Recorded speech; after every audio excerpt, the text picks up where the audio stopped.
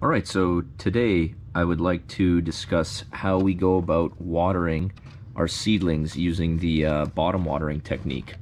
I've been really enjoying the bottom watering technique because I don't have to try and splash water onto these tiny little pots. I can just feed the water into the bottom tray, come back in an hour, and all of these seedlings have been adequately saturated. Now, it's really important when bottom watering that you do not leave the water in there for an extended period of time. The maximum kind of duration that I've ever done so far is an hour, and that was a really long soak time, but it did a really good job. I didn't have to water for about 4 days afterwards. This is actually on the tail end of that 1 hour soak.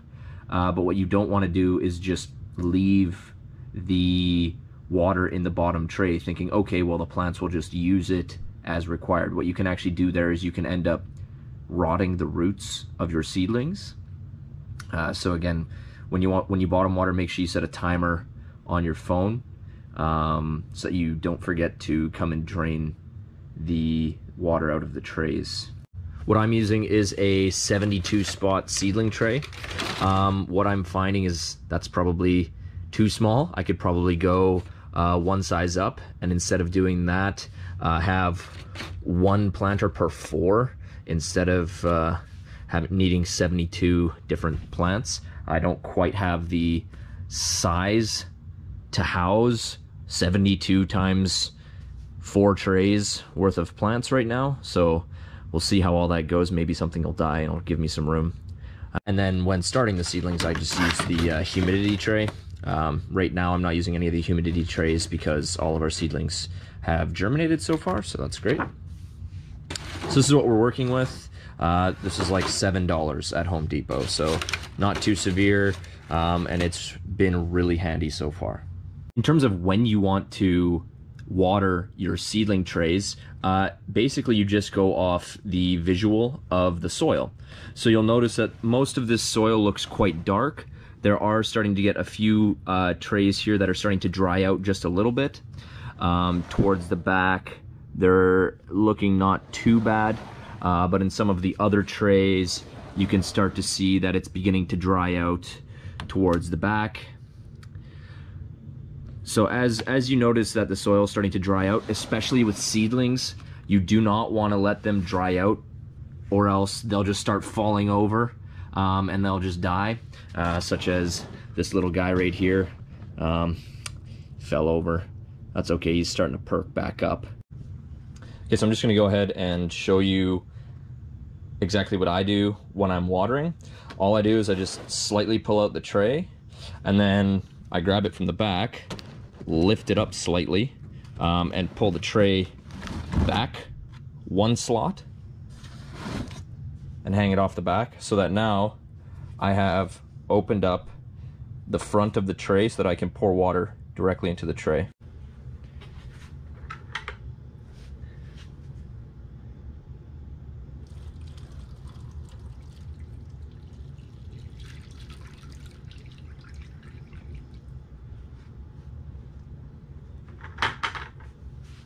When filling the tray, I only fill it by about an inch worth of water. You don't want to fully submerge the entire tray, as it will get messy, and you don't want to completely drown out the roots of your tray or contact the seed, at least when you're doing your initial germination. So what you do is you just fill it out about 1 inch to 2 inches, and then just carefully push the tray back completely so that those rearmost pots get some moisture as well. And then I'll actually leave this sitting hanging so that I know that this one has water in it. I'm actually going to water all 4 of the seedling trays. Then we'll be right back. We'll come back in about 20 to 30 minutes and we'll check in on the moisture level of the top of the seedling starts here to see if we only need about 20-30 minutes or if we maybe need to increase the time. All right, so it's about 20 minutes later, just checking on the seedlings, and as you can see, the color for the plants that were looking a little dry has completely changed. It's looking darker now, more saturated.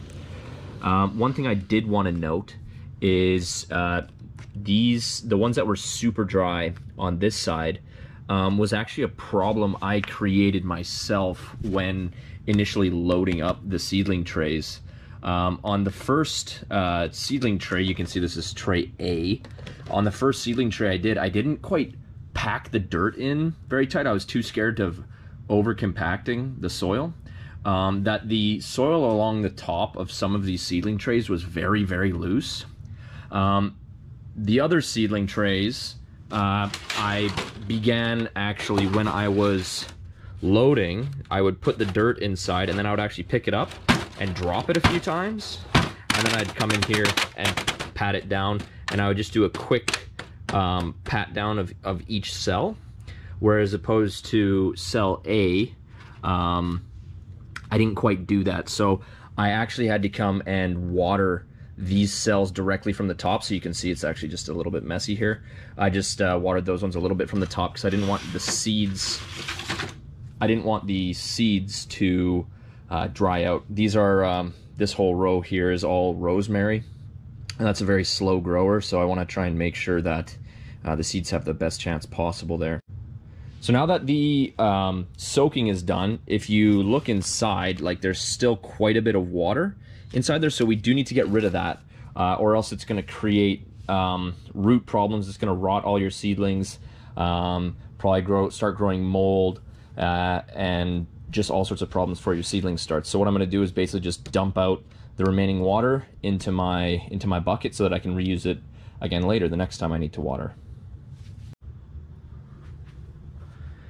So what I'm going to do is grab the tray. Be careful because it is full of water, so you don't want to be tipping it too hard. And then I just dump one corner back into the bucket. I'm almost holding it basically fully vertical until all the water comes out. And I just slide the tray back in.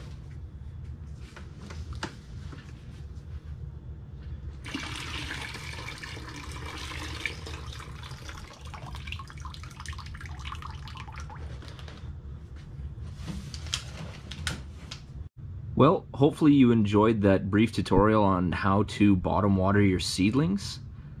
Thanks for tuning in, and keep growing.